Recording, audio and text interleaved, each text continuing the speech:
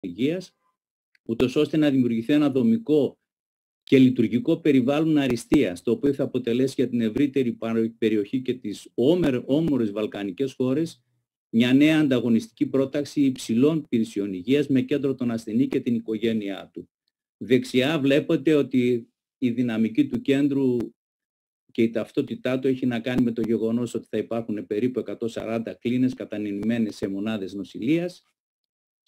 Θα υπάρχουν μονάδες νοσηλείας, χώροι αποκατάστασης και χώροι γενικών υπηρεσιών. Ένα κέντρο έρευνας γνώσης και επαγγελματικής εμπειρίας προκειμένου να εντάξει ουσιαστικά το κέντρο εργαζόμενους οι οποίοι θα εκπαιδευθούν για να μπορούν να προσφέρουν εξειδικευμένα τις υπηρεσίες τους στο συγκεκριμένο οργανισμό, και φυσικά θα υπάρχουν δραστηριότητες μακράς νοσηλείας, ημερήσιας φροντίδας, τμήμα επιγόντων και διακομιδή ασθενών.